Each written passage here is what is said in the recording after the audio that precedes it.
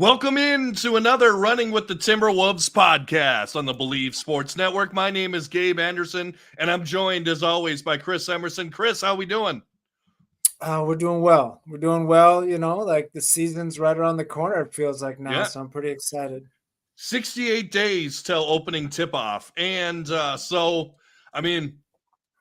we need it because there's not much going. As much as you love preseason football, it just doesn't fill the void. And I'm not even going to start with baseball. So, No. Yeah, no, I've sort of morphed into kind of a one sport guy. So most of those other things I don't really give much time to anymore. Right, yeah. Me too. I'm still a Vikings fan at heart. Honestly, I want a Vikings championship more for my dad than anything. Because I want him to see a Vikings championship more than I want it myself. I think I want the Wolves championship for myself, which I feel like, and I don't want to jinx us, but I feel like we're closer to that than the Vikings are to winning a champ, particularly with the news that came out this week for the Vikings. It's been a tough week if we were a Vikings podcast, a rough one. Yeah. But anyway, let's get into the Timberwolves news, which is the NBA released their schedule this week. Yeah. Or I should say today, which is awesome. And franchise record 25 nationally televised games. And if you take out the ones that are on NBA TV, which I don't know if those count really or not, because I don't know who really watches all of those NBA TV games. Right. A total of 18 nationally televised games, which is a franchise record. And we say nationally televised, TNT, ABC, and ESPN. What does that say to you about the NBA really taking a notice to this Timberwolves team? I mean, we talked about it in the last couple of years where, the Timberwolves aren't going to get any credit. They're not going to get any recognition or any calls from the refs. They're not going to get any NBA love until you just start winning games. And that's what we did. We won games. So now, it's a little different. I would say I think the NBA is a little bit behind the times with Anthony Edwards. I think they kind of missed the opportunity to market him. Or maybe they're just a little late on marketing a guy like him that can be such a big asset to the NBA as a whole. I think it's just the Timberwolves' time. I think we're going to win a lot of games, and I think we're going to be a fun team to watch. Absolutely. So let me go down the top teams when it comes to nationally televised games, and then I'll give you my opinion on so many nationally televised games. Obviously, Lakers number one with 39. Second, the Golden State Warriors with 36, the Curry factor. Boston Celtics with 34, Knicks with 34, Dallas Mavericks with 30, Phoenix Suns with 30, Denver Nuggets with 29, Milwaukee with 27, Philly with 27, and then the next team tied, Timberwolves and OKC Thunder tied at 25 at nationally televised games, which what I think all this says is, like you said, they're finally anointing Anthony Edwards as one of the faces of the league. I think that a lot of what helped that was obviously his run in the playoffs and his run with Team USA as well, being the team's leading scorer for the majority of it. I mean, it's just the NBA saying, we think this kid is the future of, or at least part of the future of the NBA, and we are, like the thumbnail of this episode, we are going all in on this kid. And hey, the rest of the team's not bad either. I think this is a huge statement by the NBA. And another thing I want to mention here is some of these teams I mentioned, like LA, Golden State, Boston, New York. Okay, huge market. Dallas, big market. Phoenix Suns, big market.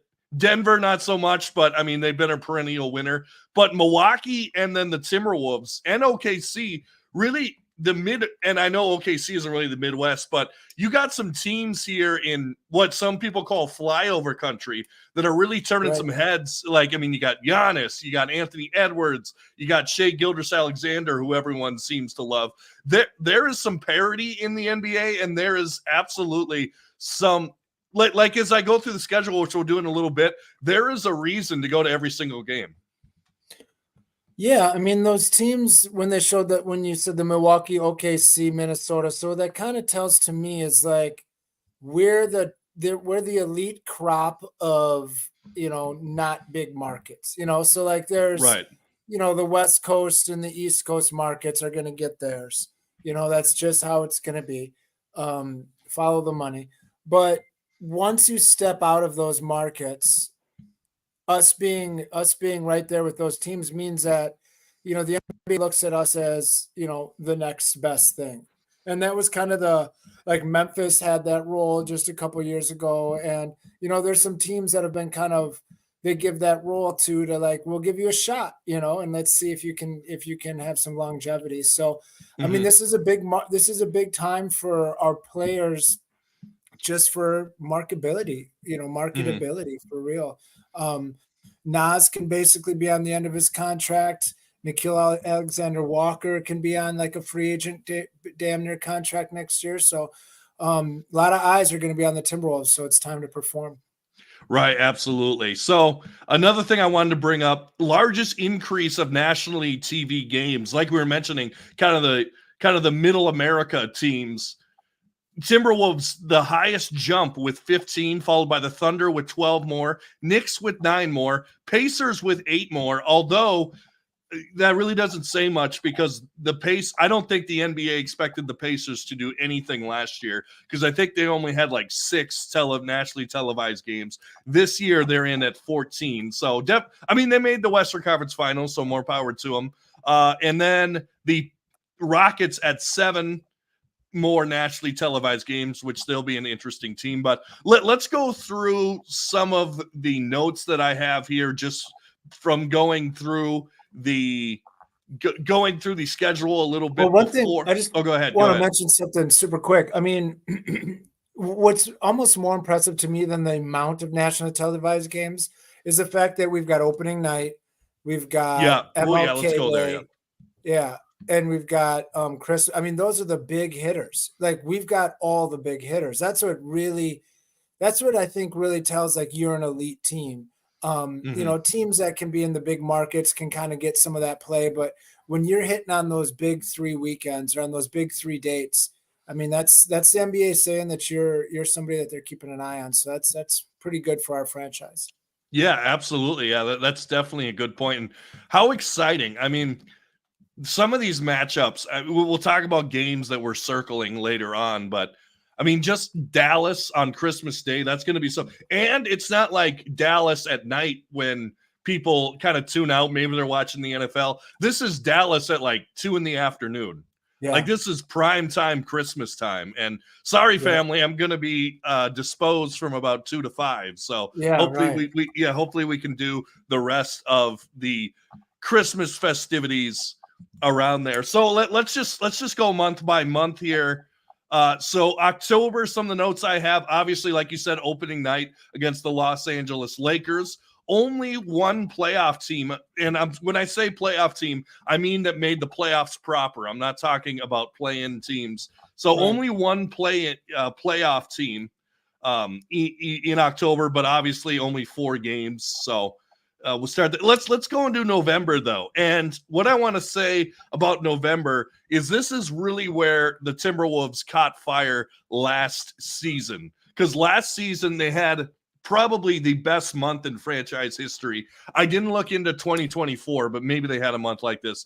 But they went 13-2 in November. Now taking a look at this month's November. Only 4 games against playoff teams: Boston, Phoenix, Denver, and the Clippers, which the Clippers won't be as good. Chance to break the losing streak against Toronto, which is kind of fun. They have not won in Toronto since 2004, since Chris Bosh and Kevin Garnett was on the team. I just think that's crazy. Key games I see is Boston and Denver. But let me just go through the November schedule real quick here. So we got at home against Denver, that's on ESPN, at San Antonio, home against Charlotte, at Chicago, Portland. So right there, that's a pretty easy stretch if we're going to play odds here, at San Antonio, Charlotte, at Chicago, Portland, Miami at home. 6-1 or something like that there. Yeah. And then at Portland for the in-season tournament, at Portland, not the in-season tournament, at Sacramento, in-season tournament, Phoenix, at Toronto, at Boston, Houston in the in-season tournament, Sacramento, not in the in-season tournament, then at home against the Clippers. What stands out to you there? I mean, it just seems like a pretty good run. Like we should be able to get out. We should be able to get out in front pretty quick there. Not a lot of hard teams. A lot of Sacramento, like a lot of. I mean, it's the West. You're going to have hard teams, decent squads, but there's only a couple of games that I'm really worried about out of all those that you've read so far. Like we could easily be everything in 3 by that time. Like 15-3 by the sounds of it. Like if we're playing as well as we can. Right, absolutely. And actually, looking at the screen, that's kind of hard to see. I just realized that. But yeah, like I said, November and December is where the Wolves really built a buffer last season, and that's where they were able to stay in the number 1 seed for. I mean, that's Rudy Gobert. I mean, that's what we got Rudy Gobert for and Mike Conley for. They're the types of guys that, in the beginning of the season when everyone's just kind of figuring it out and getting rolling, they're going to give you 100% on a Tuesday in Charlotte. They're going to give you 100% on a back-to-back Wednesday, Thursday in Utah, or like all these days where a lot of guys might, take it a little easy. They might not. That's how we get to be number 1 in the West. That's how we got it last year, is nonstop effort in all those times when other teams aren't giving full effort. And right. We shouldn't have a problem winning a lot of games just because of how our team's constructed. Now, if that's going to lead to long playoff success, that's different. But regular season, we should really be dominant just because of the kind of veterans that we have on our roster. Right, absolutely. So let's go to December now. And December is a little iffy because it depends on the in-season tournament results. But obviously play Dallas on Christmas. I mean, obviously we're looking forward to that. 4 games against playoff teams. And interesting, kind of a sneaky game here, New Year's Eve against Oklahoma City. Ooh. So kind of a fun, I believe that is an NBA TV matchup. So let's just go through some of the games for December. So you got the Lakers, then at the Clippers, at Golden State. And I honestly think we're going to be in the in-season tournament playoffs just based on our group, Portland, Sacramento, Houston, Clippers. I really think we're going to be in it. But for sure, then we play the Knicks at home, Golden State at home. That's a terrible bracket. We should win that for sure. Oh, absolutely. Yeah. At Atlanta, at Dallas. That's the Christmas game. At Houston, San Antonio, at Oklahoma City. What games stick out to you from there? I mean, that OKC game I want to watch, obviously Dallas. Again, I mean, it's rare to look at a schedule as a Timberwolves fan and hear all these games and we should be able to beat almost all those teams. Like that's what's wild about the roster that Tim Conley and the organization has put together. We're going to be hard to beat. If Dillingham can give us solid play as a backup point guard with a little bit of splash, we're gonna. There's not many games that we won't be in. It's crazy to think that as a Timberwolves fan, all the years that we've been struggling, to be listening to you rattle off 15 games and being like, man, we could win them all. Like that's wild. Yeah, it's definitely a whole new mindset where I think we could have a little bit of a slip up is January. Okay. We play 9 playoff teams, including 2 games against an improved Memphis, which I got Memphis as a borderline playoff team definitely this year. I could see them as a 5 seed. I could see them. But interesting, 3 games in a row on national TV. It's going to be an interesting bunch. At Memphis on TNT.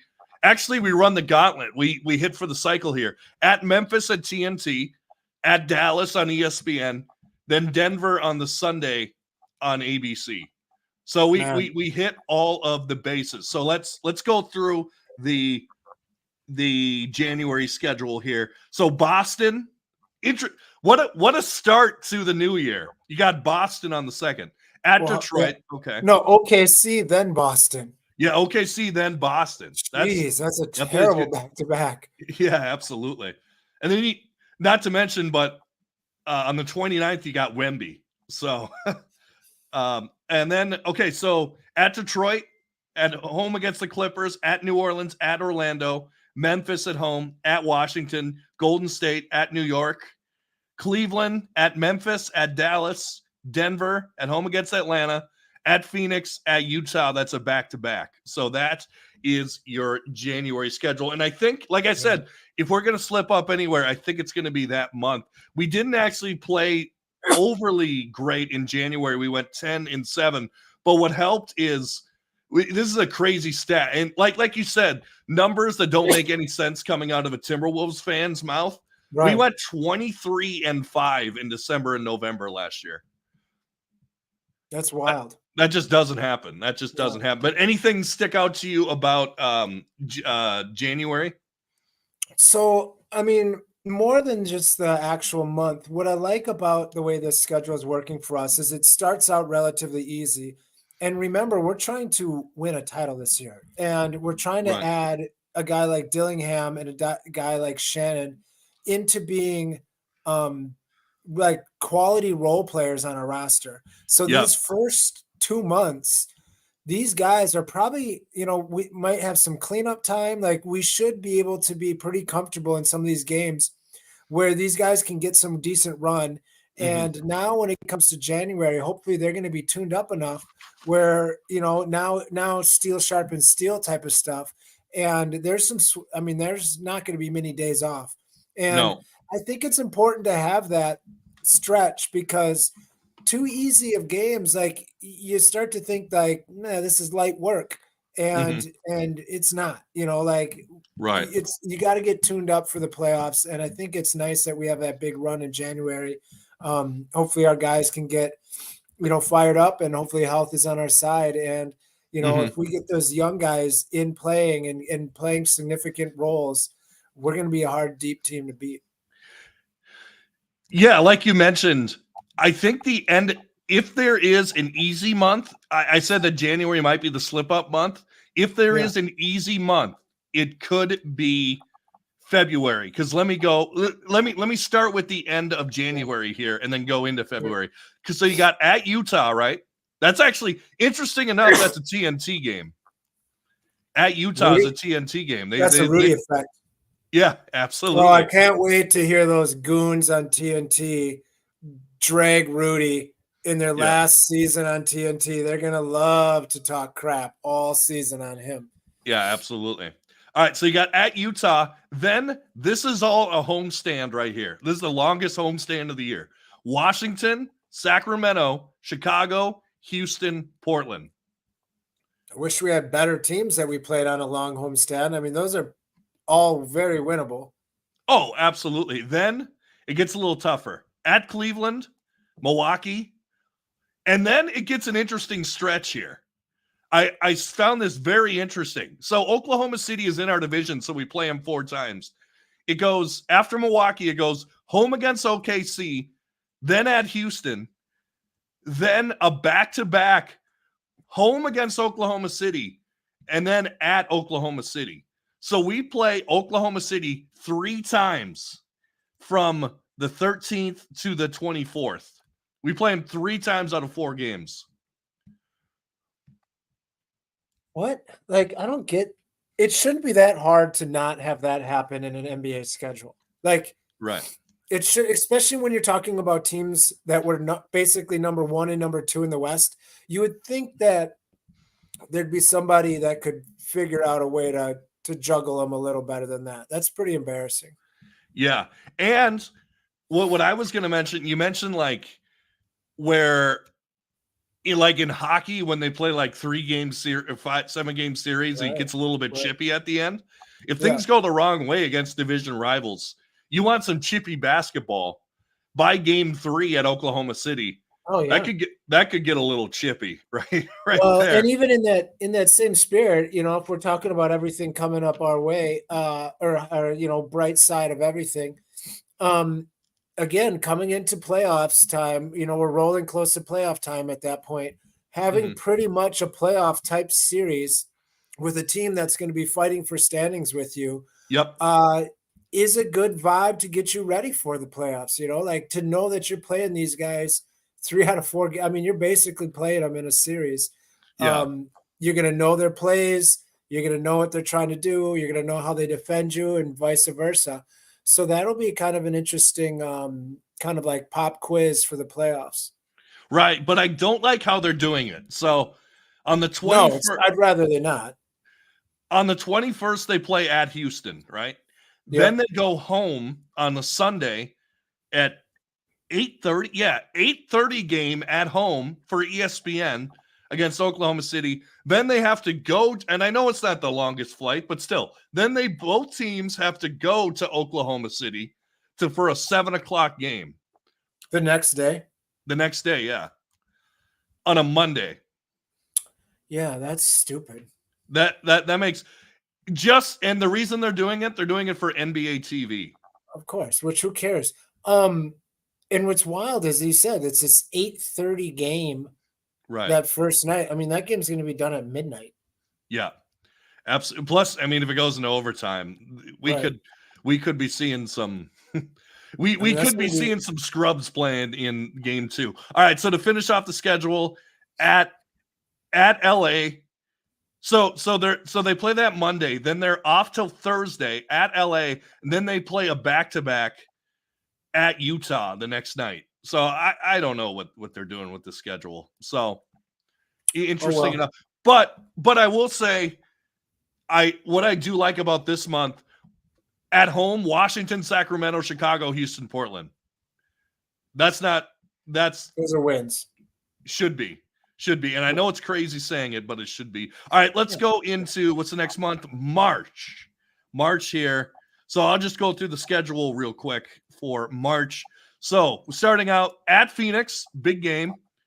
At home against Philadelphia, at Charlotte, at Miami, San Antonio at home, at Denver, Orlando, Utah. So another home stretch, actually. Home against Orlando, Utah, Indiana, and then New Orleans twice. That I'm not as opposed to playing the Yeah. same team twice, like back to back. I'm not opposed to that, particularly at home. I don't No, mind that. with no travel. It's not. Is that the end of the month? No, we're not quite there. At Indiana, so two teams that made the conference final, their respective conference finals. Phoenix, and at home against Phoenix, so obviously a big game there. That's on NBA TV. Then Detroit.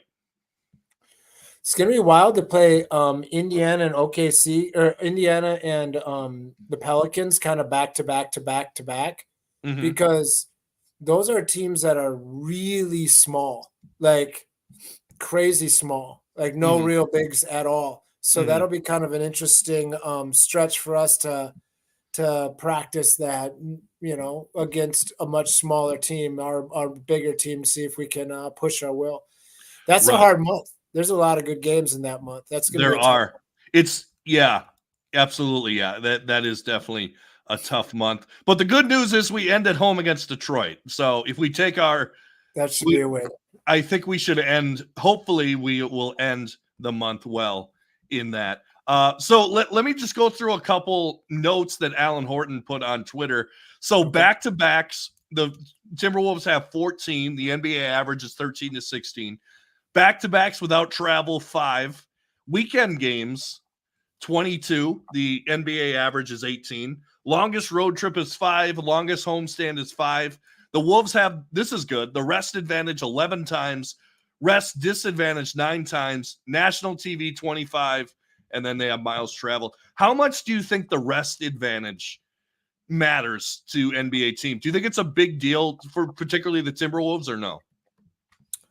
No, I don't think it's a big deal. I don't think it's a big deal at all. I think it's more maturity and veteran presence that matters when it comes to games like that. Like Mm-hmm. I don't I don't really buy like, how tired are you, man? Like, I get it, you played a basketball game, but like, Right. you're 25 years old. You've got the world's best nutrition and help. Like, you've got 24 hours to recover. Like, you should be fine.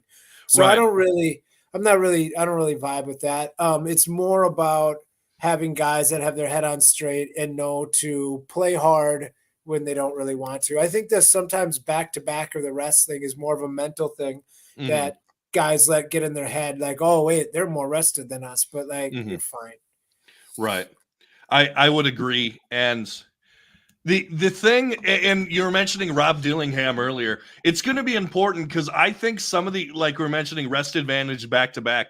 I think some of these back to back, Mike Conley might not play. We might, Yeah. like you mentioned, like a 23-year-old, but to a 36-year-old playing a back to back game, particularly with travel, that could be kind of taxing on one of the oldest players in the NBA.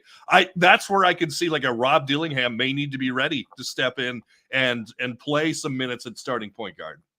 And I wouldn't mind to see that same thing happen with Rudy and Anthony Edwards this year. I mean, Anthony Yep. Edwards has been playing Olympic basketball deep into the playoffs, back to Olympic basketball, and he's going to have hopefully another deep run. So, I mean, I wouldn't mind him having a little. I know it's really kind of anti what we do, but I wouldn't hate it if we gave him a couple nights here and there too. Right. And like you were mentioning, we got to get into a new mindset. Like all other teams that are relevant teams I should play, say Yeah. they all rest their guys here and there. They all give their guys some rest. Yep. Now, we haven't been relevant, so it hasn't been a problem. But now that we are relevant, we got to kind of take that brand like, hey, we got to start looking forward. In past years, we weren't looking forward. We were like, we got to sneak into the playoffs. We got to make the We need playoffs. every win we can get. Yeah, we Yep. need It's every not like win. that. Yeah, exactly.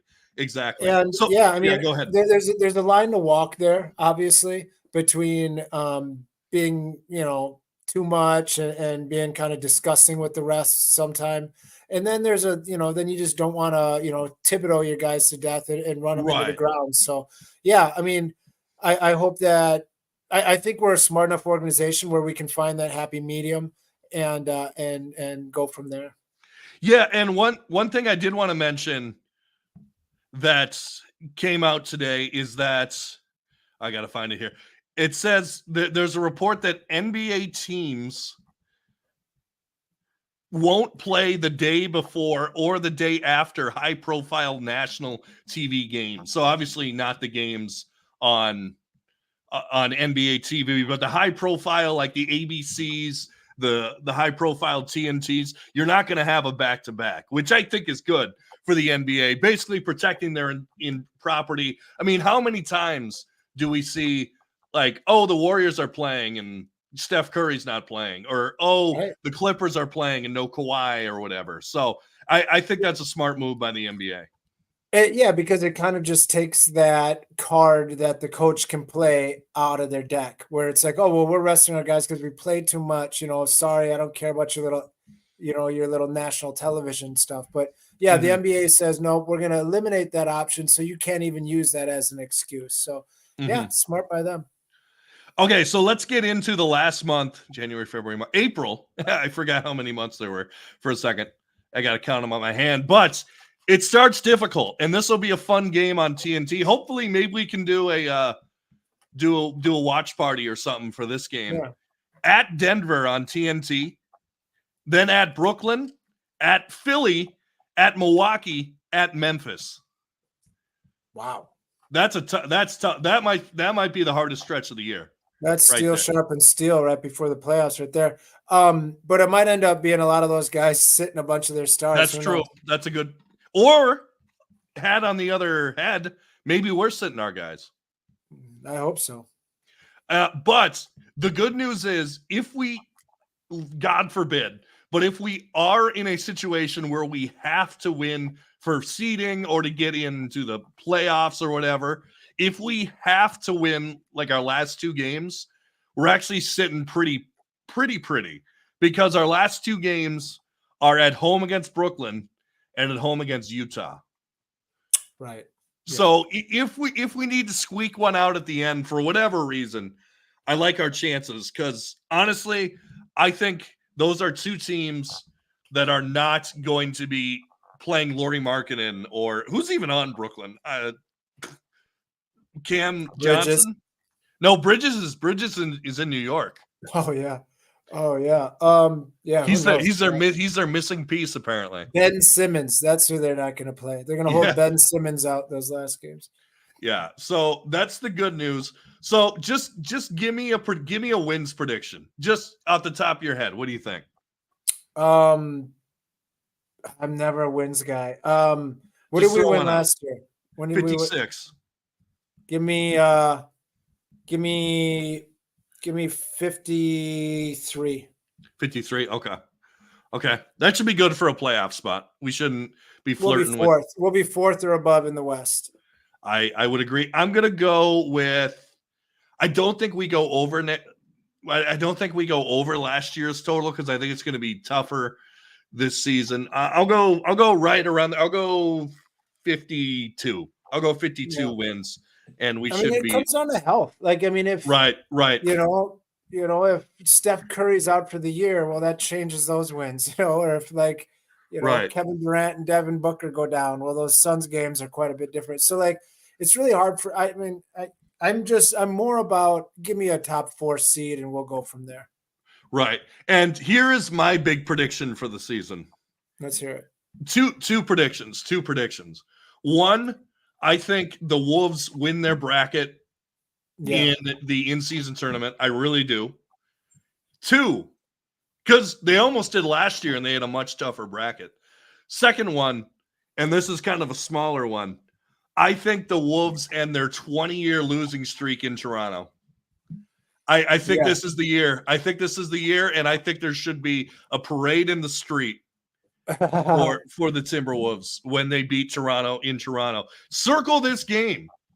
It is the 21st of November, 7:30 tip-off.